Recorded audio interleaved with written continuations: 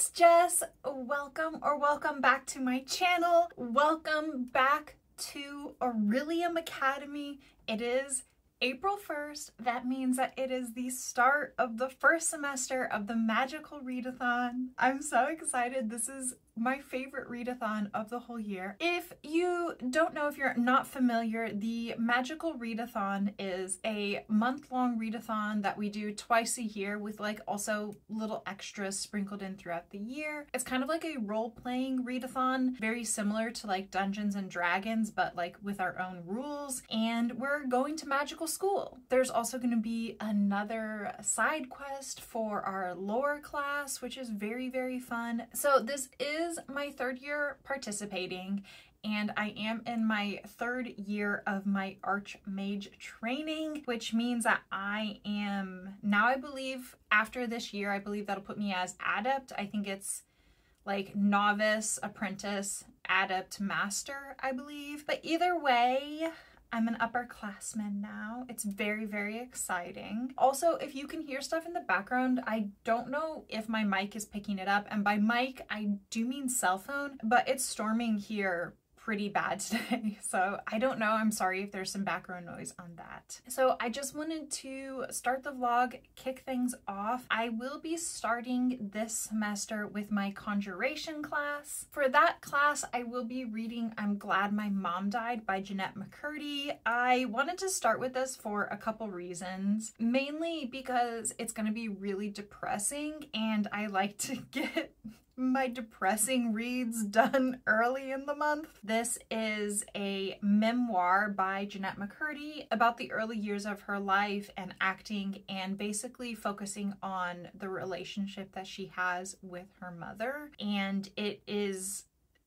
a very, very abusive relationship. There is an extensive trigger warning list for this book, and I mean, honestly, I'm probably not going to spend too much time talking about it because like it is a memoir. It is just about her life, so there's no like plot synopsis that I need to do, but just know that I believe the biggest two trigger warnings for this book is parental abuse and also eating disorders. But I've also heard that it is amazingly well written and that it also is funny. So yeah, I mean, I don't necessarily want to say I'm looking forward to it because I know it's gonna like hit hard. I know it's gonna be a difficult read, but I do expect it to be an impactful read at the same time. So this is what I'm gonna be starting with, and I do think that today is just gonna be a reading day for me. I always like to plan my schedule and move things around so that like the very first day of the readathon I can spend a lot of time reading. If you see me ignoring my chores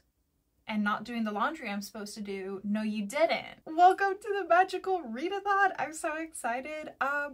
Good morning. I'm gonna go read. Hello. Do you know what day it is? No, of course. Literally, how would you? It's April 2nd. It's the second day of the Magical Readathon, but more importantly, today is the release date for Court of Wanderers by Rin Chapako. This is the second book, the sequel to Silver Under Nightfall, which was one of my favorite books of the year that it came out. I love it. It's a vampire story. Whatever, I don't need to get into it. I love it. This is one of my most anticipated books of the entire year. I also have not yet picked up The Angel of Indian Lake by Stephen Graham Jones because it came out like just a few days ago, but I knew that I was gonna want to go get Court of Wanderers also, so I'm just like decided to wait on the Stephen Graham Jones, and I'm gonna get like both of them at the same time. So do you want to go to Barnes & Noble with me? Just kidding, you don't have a choice. I'm taking you, okay? Let's go.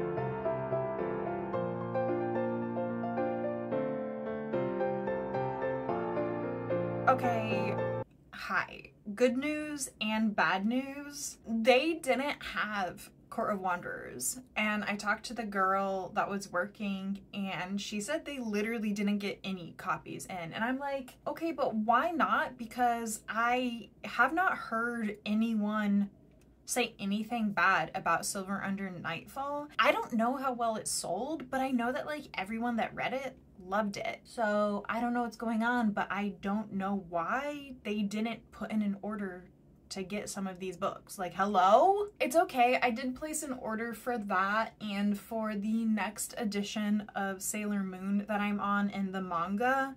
So that'll get like delivered to the store and I'll be able to go pick it up, but I'm pissed. I purposely didn't pre-order the book because, okay, hear me out. Sometimes when you pre-order books, they get like damaged in the mail, and if it's a book that I like really care about, I think it's gonna be like a favorite book, I like to go pick it up from the store so that I can like look at it and make sure like it's all in good condition, that it's not like marked up or banged up, like the dust jacket isn't ripped, things like that. Thankfully, they did have a copy of The Angel of Indian Lake. This is actually the last copy, which doesn't surprise me because like honestly, horror doesn't really like sell all that well compared to other genres, so I don't think they probably ordered very many copies of this book. They might order more now that I picked up the last one. At least I have this.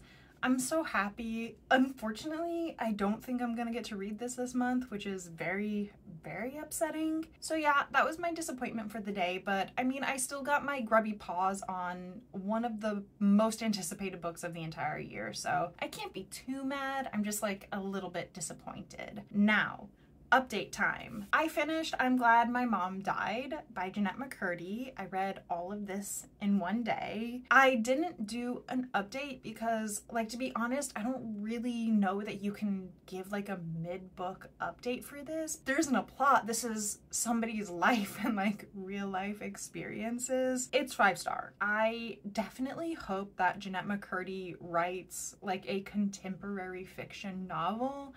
I think that she could really, really succeed at that. I definitely think she has talent as an author. For how young she is, she definitely has led an interesting life so far. It was very, very difficult at times to read. There were multiple times where I had to just like put the book down and like take a few minutes and collect myself because, to be honest, some parts of reading this just sucked. Like, Jeanette McCurdy's life just sucked sometimes. And by sometimes, I mean most of the time. This really pulls at your heart, and you know, you feel the journey that she goes on as she comes to the realizations that she does. I'm thankful that she's willing to share her story publicly. I think that takes a lot of courage. I'm happy that I have this book. I'm happy that I read this book. I absolutely do recommend it. But again, it can also be like extremely, extremely triggering. I advise you to go look up like a full list of trigger warnings, but like specifically parental abuse, religious trauma, and eating disorders, and substance abuse as well. And like the eating disorder stuff gets into it. I think the eating disorder portion of the book is probably the most graphic. And like, I don't want to say graphic, like it's not graphic in the sense of like a thriller or horror is graphic. It's graphic in the sense of like how into Jeanette McCurdy's head we are allowed to see. But even though I think that the eating disorder portion is like the most intense, I would say that the saddest portion is definitely the parental abuse. I mean, all of it's hard, all of it sucks, but like that was the part where I was like, I have to put this book down. I need to take a break. I was like, I need to put Charmed on and watch some really truly terrible special effects, kill some demons, because this is getting to be a lot. Either way though, this is a 5-star read, and now I have finished my conjuration class and I'm going to move on. So I decided next up I'm gonna tackle my inscription class, and I don't know if you are aware, but this year I have placed some rules on like which books I am allowed to buy for the entire year as like part of my goal to get my physical TBR lowered, and I broke that rule hard last month. I need to do a little bit of damage control, and for my inscription class I need to take 3 books and like you write them on a piece of paper and draw out of a hat. So I took 3 of the titles that I got last month that like broke my book buying rules, and I just drew them out of a cup. I did not get a hat. I'm so sorry if that ruins the scientific procedure of this, but I drew out of a cup instead. And I will be reading A Fate Inked in Blood by Danielle L. Jensen. I'm really excited about this because this is one of my most anticipated releases for the year. It is a Viking Norse mythology fantasy with a romance heavy plot. I don't know if it's going to be like primary romance, secondary fantasy, or 50-50 split, or primary fantasy, secondary romance. I'm not sure. We'll find out when I get into it. But I am like super excited about this because the main character is a shield maiden, and I just love the idea of defensive magic and protection magic, because so often in fantasy books we have these like OP offensive magic systems, and don't get me wrong, like I love those, love fantasy, love powerful magic, but I just like the idea that this main character is like gonna save people using defensive magic. Like I just love that. My plan for the rest of the day is I think I'm going to film my March wrap up because it's the 2nd of April now, so I can film that, and then I think I'm gonna like start editing, and when I get too tired of like staring at a screen, I will probably go read. I probably won't do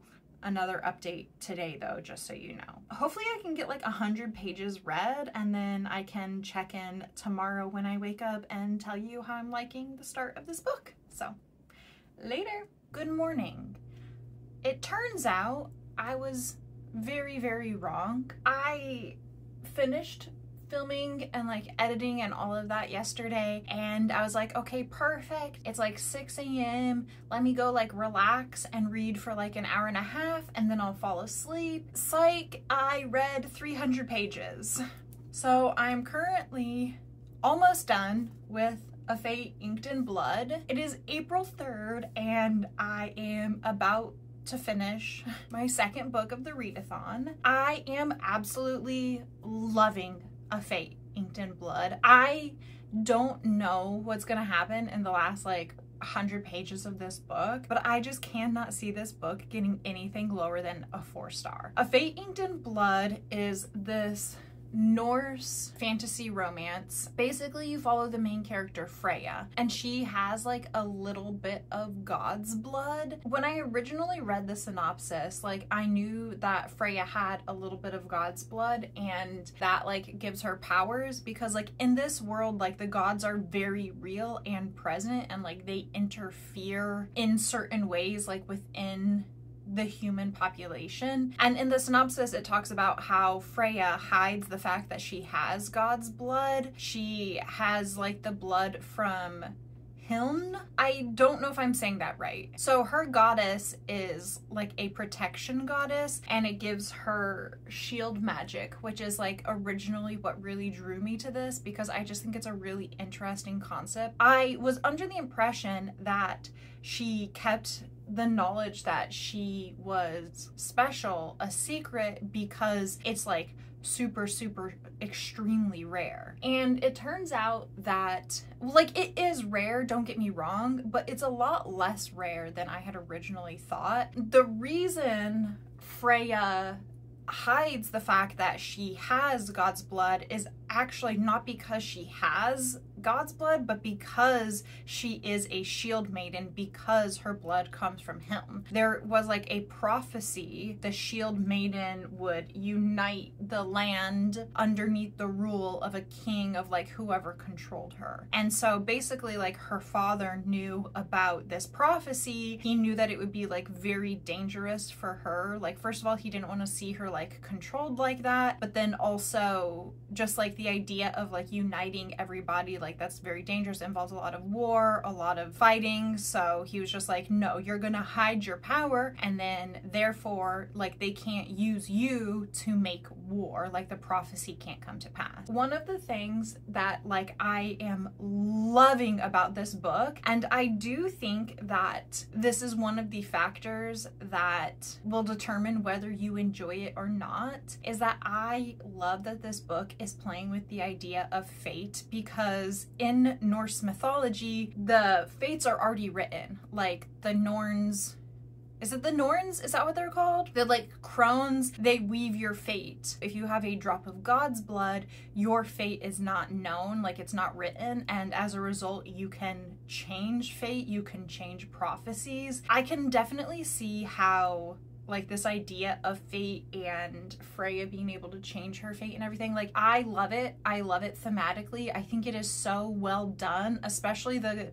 conversations that some of the characters have with the idea of changing their fate and also like denying fate. And if you are a fated person, does that mean that like you have no control over your life? Does it mean that like you're absolved of all of the consequences of your actions? Like I am loving all of those conversations, but I also can see how like that theme might not really work for some other people. I just particularly happen to like it. Obviously, at the beginning of the book, Freya is found out. She is revealed to be the shield maiden. She is taken by the Jarl of her land, who was like the one that like the prophecy was like told to, and that makes him believe that like he is going to be like the king, that she will unite all of like the different countries, villages, nations around her. Is any of this making coherent sense?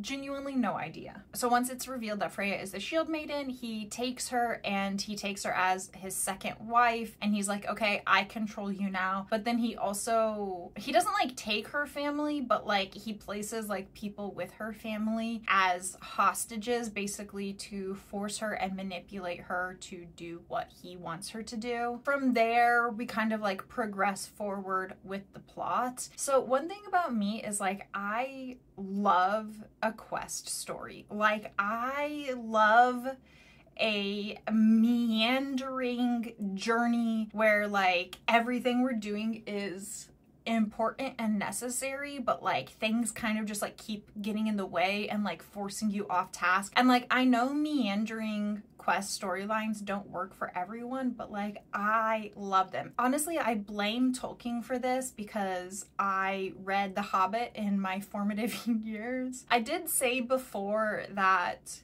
this is like a fantasy romance. Now, I want to say that I think that this is a fantasy book with a significant romantic subplot, because if you took the romance out of the book, it would significantly change certain things, because the love interest is very integral to what is happening within the plot. However, the plot of the fantasy stands alone by itself without the romance, and that, like, I love it. I love it. I love that there's just this fully formed fantasy plot line, and that the romance is compelling and interesting, and I'm loving the romance, but at the same time, it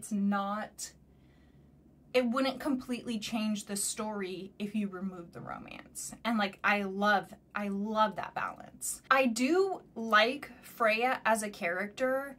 She is definitely a flawed character, which I like and appreciate, but I do think that Bjorn, the love interest, I do think I like him a little bit more. And I mean, it could be because this is single POV and Freya is so serious. She kind of has to be, because like her entire life gets ripped apart, but like I feel like Freya she just has no chill. I also like the character development of Freya. So I have seen some people talking about this book and saying how they don't like how self-sacrificing Freya is. And like, I totally get that. And that is like definitely a valid criticism. I think it's very true because Freya is self-sacrificing, but I want to put like caveats on this because Freya is self-sacrificing like in general for people who don't really deserve it. But I wanted to talk about this because I think it's important to remember, first of all, that guilt is a very, very powerful emotion, and it is very easy to use guilt as a way to manipulate other people. And as somebody who is very susceptible to guilt, and like I am very easy to emotionally manipulate if you do guilt me, I kind of resonate with that part of Freya that is like, this fucking sucks and I don't want to do this, but I feel too guilty to not do this. I also think it's important too that like we acknowledge the fact that sometimes family sucks. Family is not necessarily entitled to us being selfless for them. And obviously, like, when you love people, you are selfless for them. Like, you want to help them, you want to do things for them. So I understand that, like, to be honest, Freya's family does not deserve her help and aid. Like, they don't. And I think that it would have been fun if we would have seen like maybe some backstory in her family, because it is implied that Freya and her brother were very close and that he was a very good big brother growing up, but now as like an adult their relationship has changed. And so it would be nice to see that, so like we get more of like why she is willing to be so self-sacrificing for them. But I want to point out that acknowledging that your family doesn't deserve your help is very different than wanting your family to die as hostages. Like, her family is literally in a life or death situation, and could they be doing more about that? Yes. Are they taking advantage of the fact that now Freya is in this position of power because she is the Jarl's second wife now, and so like they have more money and they're using Freya's status to make their lives better? Yes. Are they necessarily great people? No. But does that mean that they deserve to be murdered in cold blood because Freya refuses to do what the Jarl says? Also no. So like, I think it's important that when we're considering the fact that yes, Freya is a self-sacrificing protagonist, at the same time, like, do any of you all have a family member that you would not go out of your way to help, but like you also don't want them to die? Like, they're literally going to die and people are like, yeah, Freya should just execute them. So like, I do get it. And I think if you don't like that characteristic in a main character, I think parts of this will be difficult to like kind of enjoy. Not difficult to believe, but just like Freya as a character might dip your enjoyment level depending on what you care about. I personally don't really like mind self-sacrificing characters. It's not like my favorite characteristic, but like also I'm kind of like neutral on it, so like it's not really bugging me. The other thing too that I think I'm loving so much about this is that like it's also reminding me of the two most recent God of War video game launches, like God of War 2018 and then God of War Ragnarok. And like, I love those games. They're so much fun. And so like, I'm also kind of like, I can just see this book happening in my head as like a movie. Like, it's just so, it's so fun, and like I love those games, and I do think that is also contributing to my enjoyment of this book. I love it when gods are like very real and present within the world. I think it makes it so fun because like they're not human and they don't have human concerns, but like they're still gonna like mess shit up for the human population. I think genuinely my plans right now, I should be productive, but like all I want to do is read this book. So I'm just gonna give myself permission to read this book. So I'll talk to you when I finish it. So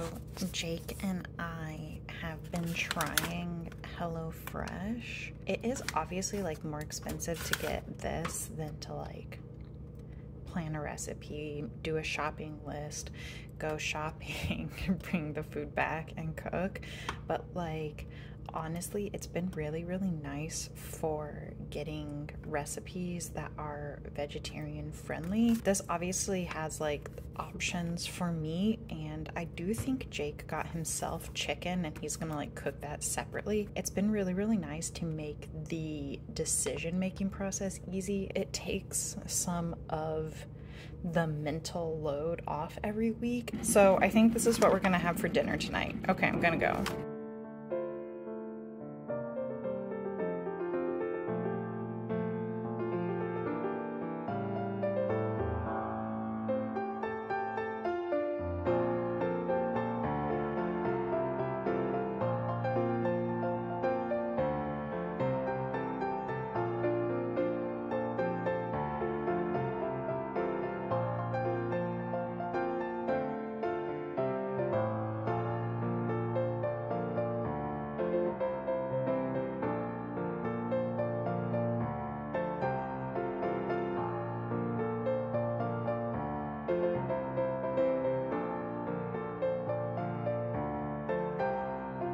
I did it. I finished it. I was right. This book is so good. It's so good. I absolutely recommend this book. I had so much fun. It's definitely a 4-star read. I love it when books that I am looking forward to deliver. It's so satisfying. Now I like want to order this author's entire backlist and read all of them. Will I? No.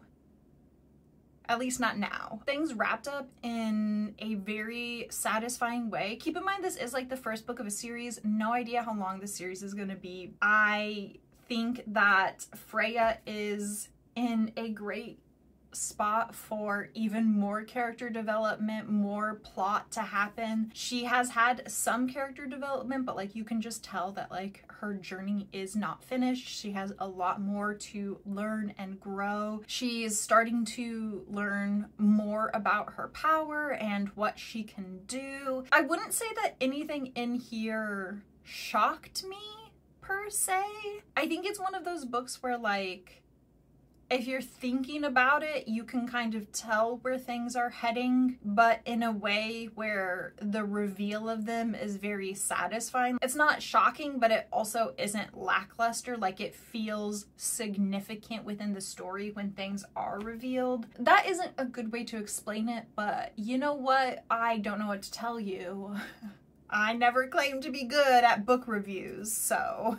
And again, I just love the themes of this book. Okay, this is gonna sound weird, but like, I love seeing Freya being torn in all these different directions. All of these people, like, they kind of like want a piece of her because of how powerful she is. I feel like there's genuinely so many paths available to Freya. It's just whether she is willing to accept the consequences. I feel like there's a lot of different places that this book can go, that this series can go, and I don't know where it's gonna go in the next book, and I think that is exciting, you know? I think that this did the idea of fate versus not fate in a very real way. I also love how it plays with prophecy and how certain parts of prophecy can be clear and others are very ambiguous, and sometimes when we try to fight against a prophecy, we make it come true. And you know, like, there's a lot. I think this book did so many things well. You know, you make your decision, but I personally think this is great, and I definitely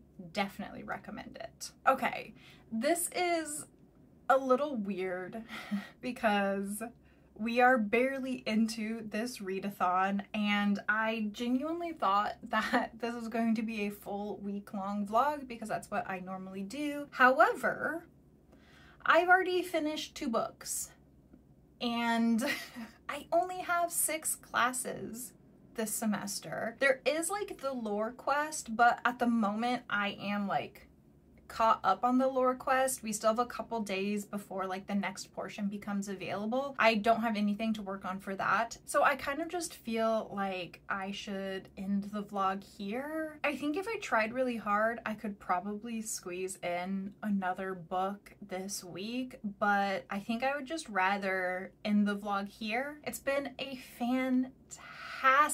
fantastic start to the magical readathon. I had a 5-star read, I had a 4-star read. It's just so great. I am loving life right now. I am enjoying reading so much. Thank you so much for hanging out with me today. If you want more magical readathon content, I'm going to link G's channel in the description box. She is, as I mentioned, the creator of this, and honestly, you should do this readathon with me. It's so much fun. The Discord is so kind and welcoming, and they have so many good book recommendations. The side quests are so interactive and fun. I love them. And then I'm also gonna link my friend Kitty's channel, Kitty and the Books. She is also in the same guild as I am, and we are both very important upperclassmen archmage in our 3rd year of training. So I'll leave her channel linked below as well. She will have some magical readathon content coming out. I hope that your week is going as well as mine. If you are participating, let me know what calling you're doing. Let me know what books you're reading. I will see you next week for another video. Goodbye.